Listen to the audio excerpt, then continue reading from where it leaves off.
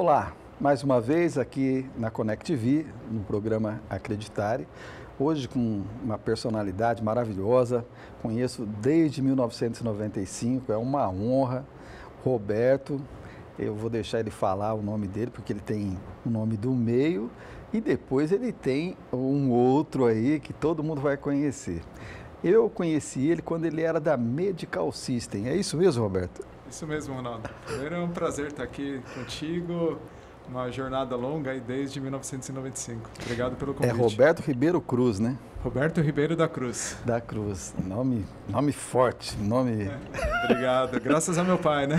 Português? Tem uma história portuguesa, é uma mistura enorme, isso é uma das coisas que minha filha mais nova sempre tenta saber qual é a origem, e é uma mistura, tem italiano, tem austríaco, tem tudo que você imaginar, português, tem tudo que você imaginar nessa O lado família. mais emocional é o italiano ou é o português? Olha, a gente teve mais contato com o italiano, né? Apesar de eu ser de exata, ser um cara muito racional, o pouco que vem de emoção acho que é do italiano mesmo ali, da parte da minha mãe. Que legal, são duas descendências maravilhosas, né? O italiano e o português, acho que são coisas assim que a gente aprende muito com eles. Quem não aprendeu com eles, né? Não, com certeza. Acho que muita tradição, muita cultura e a gente aqui no Brasil carrega isso em todos os sentidos, né? Desde da comida, do jeito de falar com as mãos, querendo ou não, você vê que tem aqui, né? Então isso é bem forte. E como é controlar esse lado italiano, assim, às vezes na hora de dar uma resposta? Você deve ter trabalhado uma inteligência emocional, uma neurolinguística. Eu me julgo uma pessoa bem comedida, bem racional. Gosto de tomar decisões, principalmente empresariais, no dia a dia dos negócios, olhando fatos e dados e com bastante racionalidade. Obviamente, em alguns momentos a gente fica bastante nervoso e tem que ser comedido, né? Acho que, sim, principalmente quando a gente lida com pessoas, acho que manter a constância e as palavras com sabedoria ajuda a sempre ter um time unido e alinhar os objetivos sempre de um time, né? Olha aí, que dica maravilhosa essa, né? Você se manter comedido, pensar com calma. Isso é uma dica maravilhosa para quem está começando, Roberto. É verdade. Acho que, principalmente, o brasileiro, de uma maneira geral, ele é muito emocional, né? Ele trabalha muita emoção e é bem impulsivo. Então, se a gente consegue raciocinar, pensar, contar até 3, não é fácil muitas vezes, é sempre difícil, principalmente no calor de uma discussão com o cliente ou com alguma pessoa que é importante, mas acho que o benefício é maior, assim, acho que pensar e eu particularmente gosto sempre nem 8 nem 80, acho que sempre a gente compor, acha uma solução, é aquela coisa que a soma zero ninguém ganha, né? Então, acho que no contexto assim, de empresa, sempre procurar onde negócios que todo mundo ganhe, né?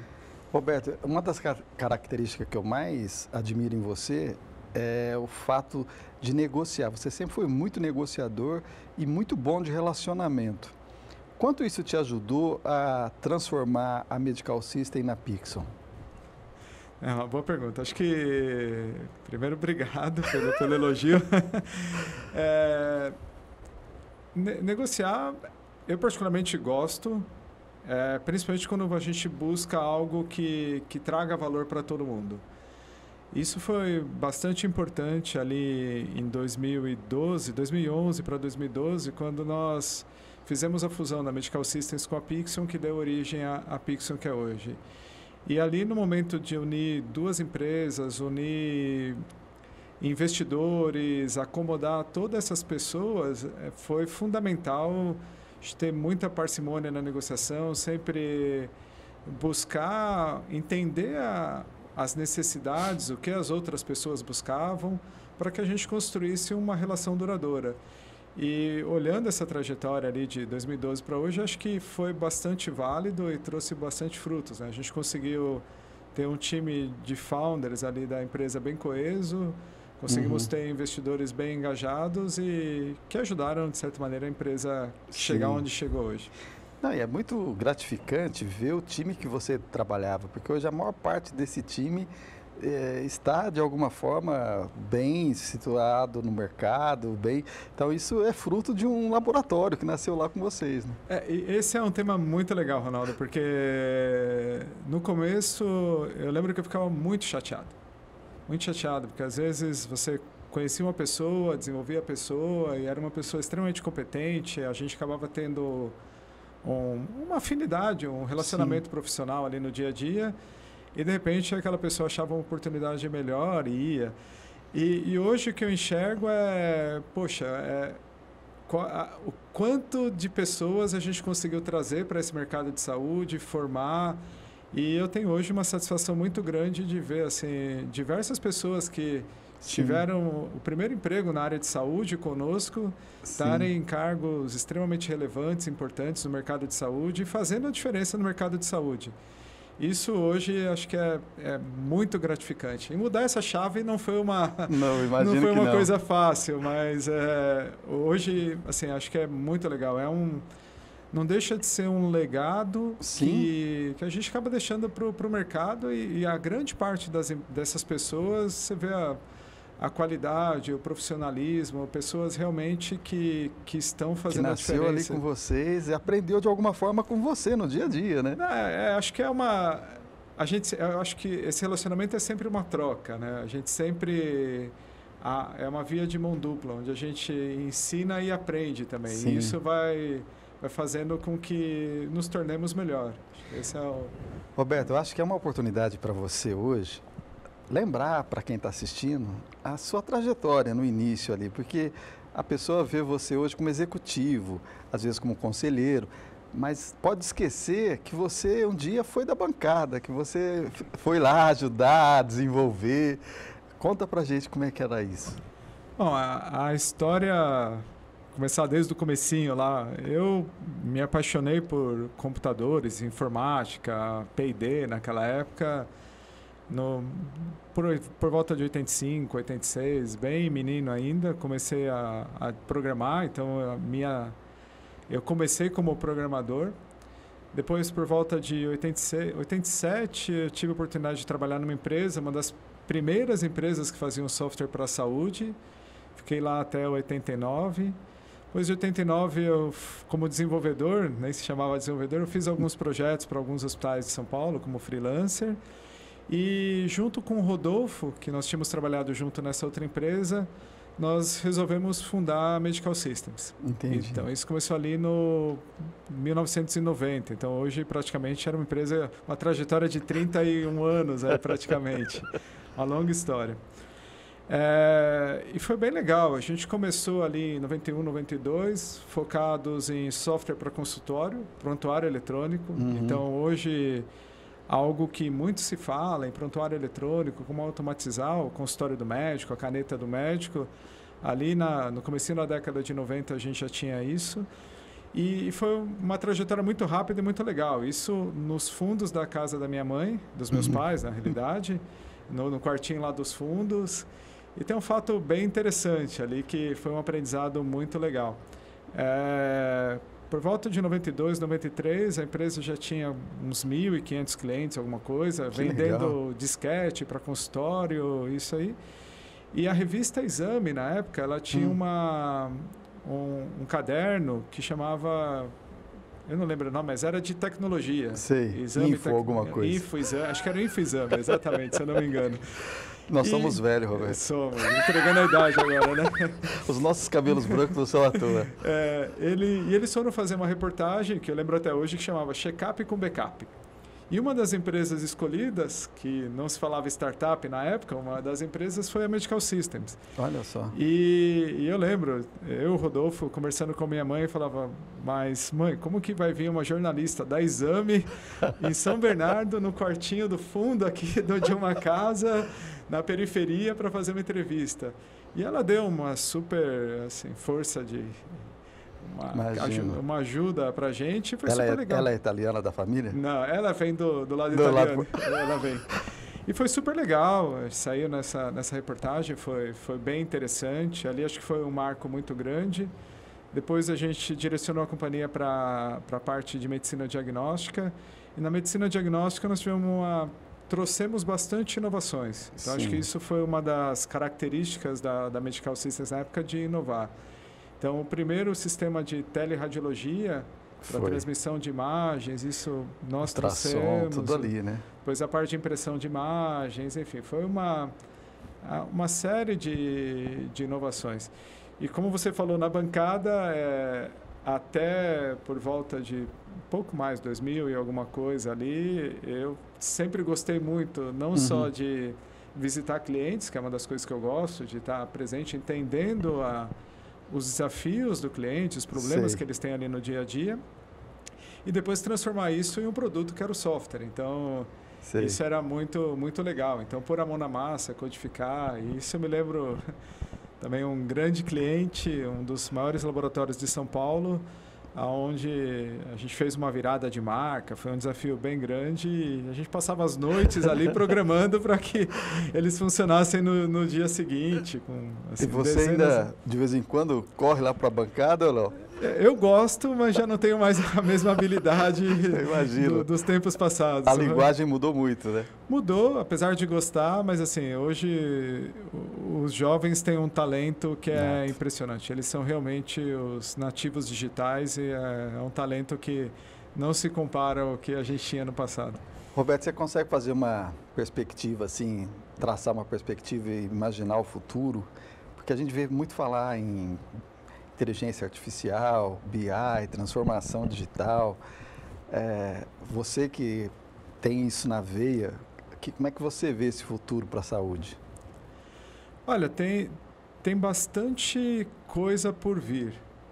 A área de saúde ela tem uma característica que ela não tem uma adoção muito rápida das tecnologias de apoio. Então, assim, ela precisa se sentir um pouco mais confortável para se aplicar essa tecnologia.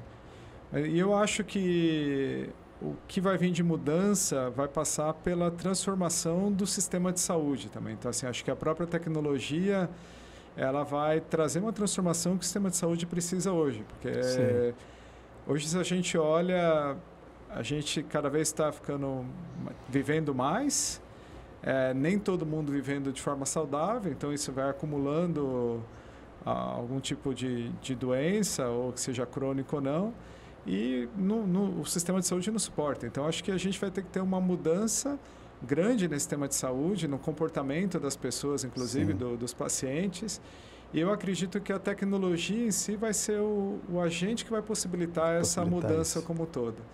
E mais do que rotular, acho que inteligência artificial ou Big Data, o que seja, como isso vai chegar na palma da mão de um paciente e de um paciente no seu smartphone. E aí, falando de futurologia, uma vez eu tive a oportunidade de assistir uma palestra de um futurologista, ele falou que a humanidade ela não tem a capacidade de entender o potencial das coisas novas e dar nome para eles. Sim. Então, a gente sempre procura associações antigas. E o exemplo que ele trouxe foi justamente esse, é o smartphone. Então, é um telefone inteligente que de telefone hoje ele não tem nada. Não tem nada. É um computador, né? Mas a capacidade humana de dar um nome novo para ele, de entender aquilo, é limitadíssima. E hoje talvez seja o que vai, vamos dizer assim, dos devices que a gente usa que teria talvez a maior capacidade de transformação da humanidade. A gente já está vivendo isso, né? Muito bom. Roberto, a gente vai ter que fazer um intervalo para nosso diretor da câmera lá fazer sucesso e ganhar o dinheiro dele, e a gente já volta.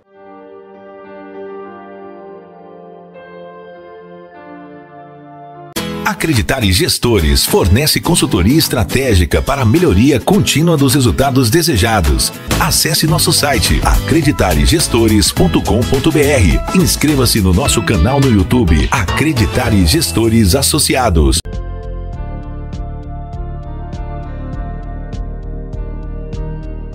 De volta hoje com uma personalidade maravilhosa aqui, o Roberto Cruz, e a gente está explorando um pouco aí desse conhecimento dele, o quanto ele contribuiu para a saúde. Eu chamo ele de Steve Jobs brasileiro, acho que com muita humildade, porque realmente a história dele é muito parecida, é um cara batalhador, vencedor, que todos devem seguir. Você já tem livro lançado da sua literatura? Não, ainda não. Tem uma conhecida que sempre me provocava para escrever. É uma das coisas que eu tenho vontade de fazer um dia, assim. Acho que vale a pena, viu?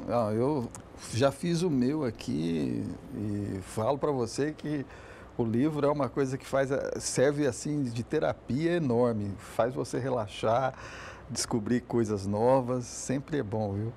Acredito que é um autoconhecimento também, né? Nossa, ajuda demais, faz você refletir o que deu certo, o que não deu certo, criar projetos novos. Esse programa nasceu depois do livro, para você ter uma ideia. Muito legal, Ronaldo, isso aí e o nome a primeira apostila que eu lancei chamava A Qualidade Fazendo Parte de Você, que era o slogan da RD. RD é a qualidade fazendo parte de você. Aí eu peguei só isso e fiz a apostila para explicar isso. E toda vez que eu falava em escrever o livro, essa apostila veio na cabeça. Eu falei, então vou escrever o livro chamado A Qualidade Fazendo Parte de Você. E a ideia é trazer exatamente isso. O quanto você precisa querer a qualidade para que ela aconteça. E essa garra eu vejo em você, por isso que eu te convidei. Eu acho assim, você primeiro fez a qualidade com a Medical System para depois você crescer com ela. Eu acho que isso foi uma formação muito forte da nossa época. Sim. Então eu me lembro que toda a faculdade foi pautada em qualidade.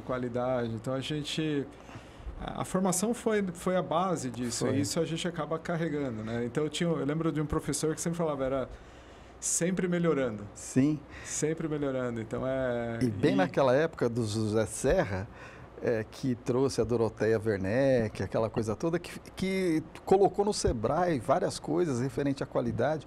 Então aquilo entrou no Brasil numa época, né, que tinha aquele discurso, né, de trocar carro.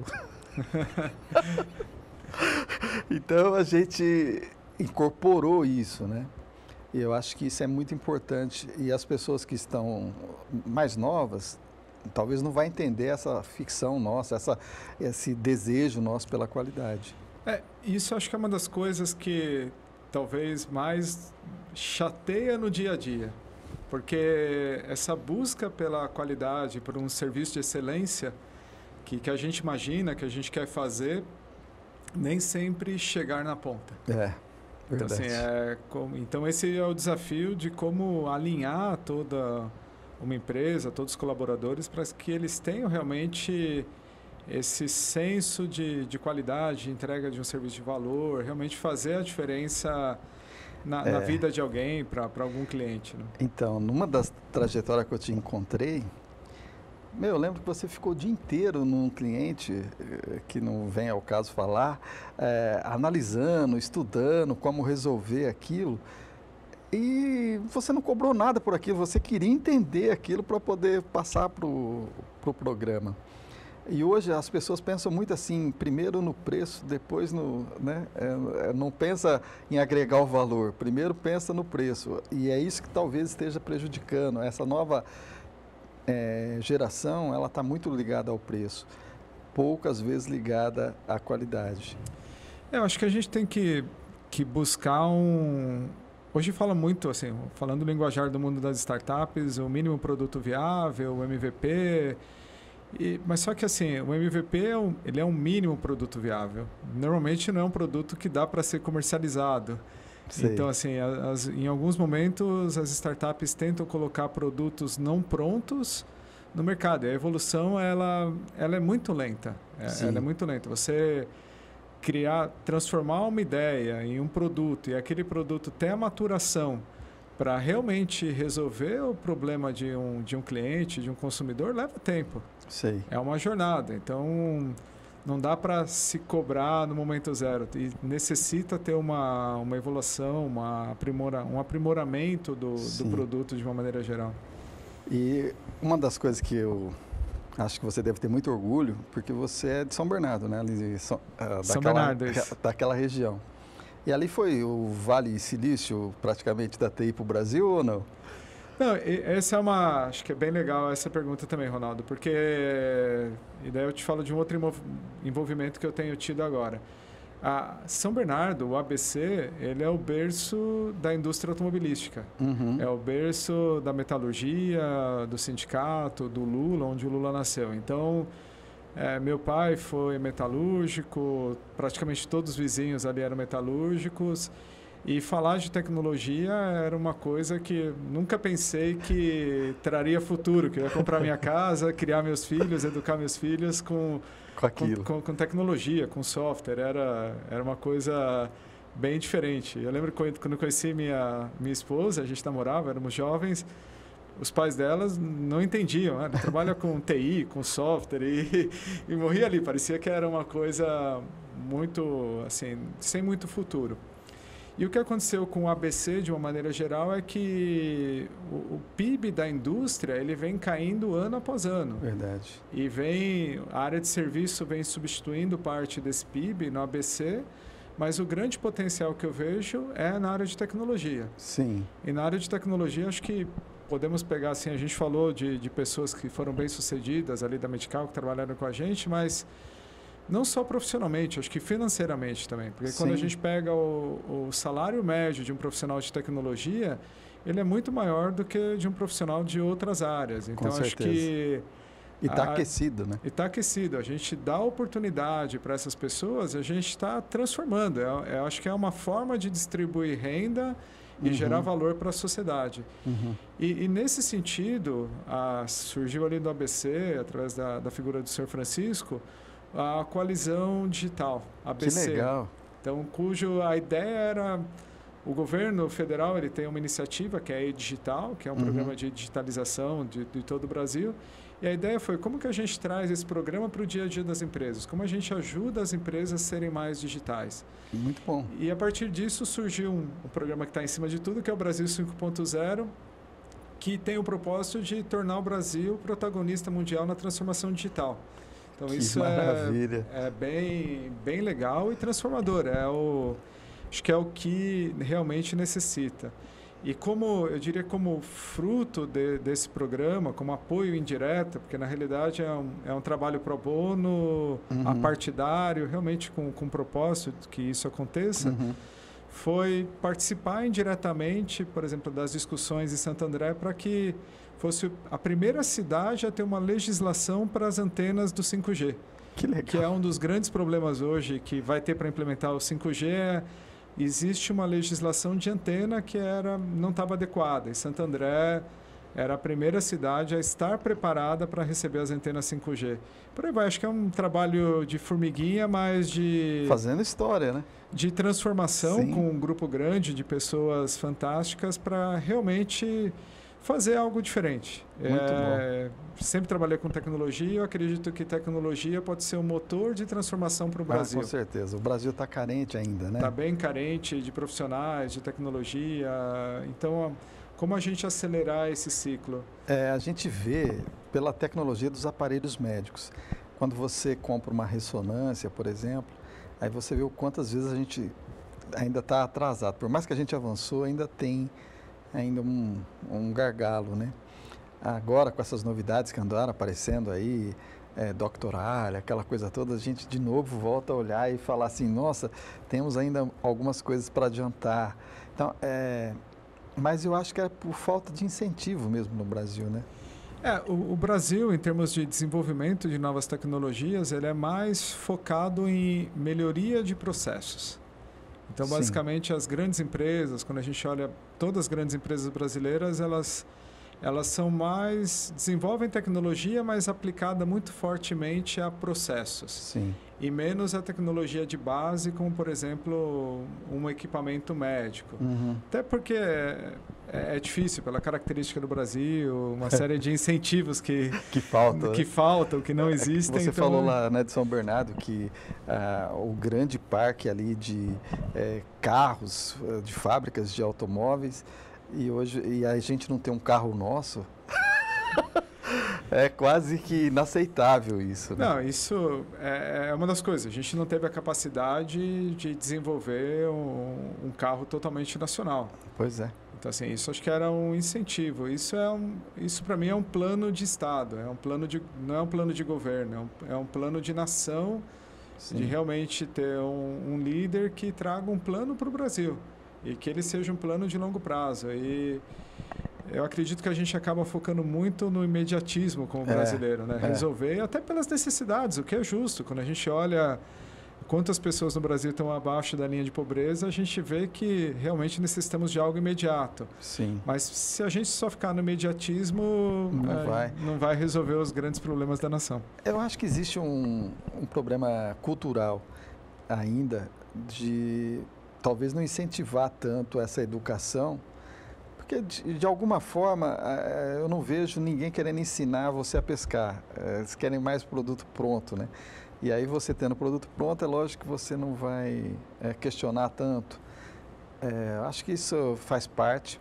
Mas eu lembro, falando do Vale do Silício para mim, isso é legal, porque eu lembro que era Santa Catarina, São Bernardo e Salvador. Salvador. E ainda continua esses três ou já tem coisas pelo Brasil? Esse é um aspecto interessante. Os 3 escritórios continuam.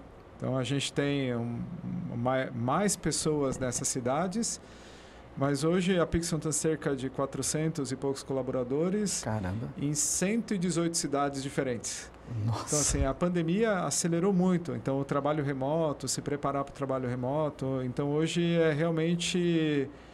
A gente tem praticamente todos os estados brasileiros, ou a grande maioria, 23, 24 estados, mais o Distrito Federal, 1 ou 2 só que a gente não tem pessoas trabalhando. Então, hoje a referência passou mais para ser um CEP, um escritório de referência. Eventualmente, a gente ainda reúne os times nessas bases, são as nossas bases de trabalho, mas a gente já não tem mais aquele vínculo com o lugar físico. Eu até acreditava que as pessoas talvez gostariam de voltar para o escritório, mas agora que a grande maioria está vacinada, a gente abriu os escritórios para quem quisesse voltar a trabalhar fisicamente.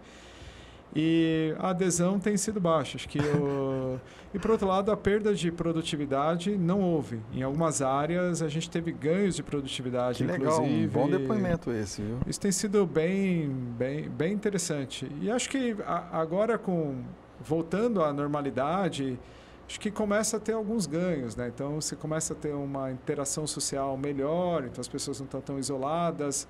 Isso acho que traz... A gente vai conseguir, acho que, um meio termo entre o trabalho remoto e o trabalho presencial. Isso é bem interessante. Roberto, se você é italiano, eu vou arriscar dizer que você é palmeirense. Com certeza. Aê, Roberto! Torcendo pelo título sábado, né? Se Deus quiser, Roberto, dia 27 a gente vai... Vamos ver tudo depois. Quanto é cartomante, cigana, fala que vai dar. Quem sabe, né? Tomara, com certeza. A gente tem bastante chance. Já estão até chutando que vai ser o número 11 lá, não, é o 7, que é o... Dudu? Não, é o Rony, né? O Rony. O Xará lá, parece que o Xará lá vai fazer gol. Tomara. O Rony é bem forte, tomara que ele faça. Eu tenho a camisa do Dudu que eu ganhei. Dudu, muito obrigado, viu? Um dia eu vou trazer no programa e vou mostrar aqui para o pessoal ver, você assinando a camisa, muito obrigado. Fantástico. Muito essa bom. Nova ainda, 43. Só que eu já tô nova. gordinho para usar ela. Ele é muito baixinho, magrinho, eu sou gordinho, não deu certo, mas um dia eu uso ela. Legal. Roberto, mas você sabe que esse lado seu de empreendedor nunca teve tão forte no Brasil como agora. A cada entrevista que eu faço, eu vejo que as pessoas também já começam a amadurecer para isso. Parece que aquele vínculo de empregado, patrão, vem mudando.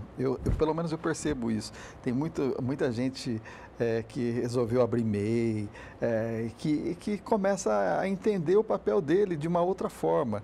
Não aquela coisa antigamente, só deveres, né? Deveres. Isso para mim é bem claro, nítido. Acho que as pessoas estão mais preparadas. Existem hoje mais material, mais educação, mais apoio para se empreender. Mas o que mais me chama a atenção em empreender, que eu acho que é uma das coisas mais lindas ali, é você tornar uma coisa completamente etérea em algo real. Sim. Algo concreto. Então, é você conseguir transformar uma ideia, um sonho, seja ele qual for, seja de desenhar um sistema, uma solução, ou montar um café, igual hoje eu escutei de um amigo, uma venda ali de açaí num lugar bacana. Quer que seja, aquilo nasce sempre de uma ideia e que o empreendedor tem a capacidade, acho que a resiliência de passar por todos os momentos, que nem todos são fáceis, para construir algo que ele realmente acredita. Muito bom. Então, acho que para empreender realmente, o primeiro passo é você acreditar naquele sonho, naquela vontade, ter muita resiliência para passar por aquilo e não esquecer de fazer alguma pesquisa de mercado, entender um pouquinho mais ali para ver se o ponto Coisa que a gente não fez na época, Roberto. Não fazia. Nós não fizemos. Com certeza não, Ronaldo. Roberto, estamos chegando ao final do programa. Eu gostaria que você usasse esses minutos para fazer as suas considerações finais. Fique à vontade para falar dos projetos que você está trabalhando. E olha, muito orgulhoso de você ter aceitado o convite, viu? Para mim é um prazer estar aqui, Ronaldo, e obrigado pelo convite mais uma vez. Falar com toda essa audiência é muito legal. Falando agora um pouco, desde 2018 eu saí da operação da Pixion, 2019 na realidade. Estou no conselho e tenho me dedicado a investimentos em startups, então tenho me envolvido muito no ecossistema de inovação, de empreendedorismo. E como você comentou, assim, tem muita gente bacana, gente muito inteligente fazendo coisas muito legais. E assim, é muito prazeroso estar junto com esses grupos e discutindo, vendo tecnologias novas, vendo coisas que provavelmente daqui 1 ou 2 anos a gente vai estar usando e provavelmente transformando o Brasil. Espero que cada vez mais pessoas se interessem pela tecnologia, venham seguir as carreiras ali de engenharia, tecnologia da informação, ciência, que o Brasil precisa também desse tipo de conhecimento para que a gente continue sendo uma nação rica e próspera. Muito bom. Obrigado, gente. Olha, falei que ia valer a pena assistir. Por favor, compartilhe aí, dê um joinha no YouTube. E em todos os canais que a gente tem aí, Instagram, Facebook, é sempre muito legal. LinkedIn, a gente vai disponibilizar esse programa logo para todos os canais, então fica aí o convite para compartilhar com os amigos. Até a próxima!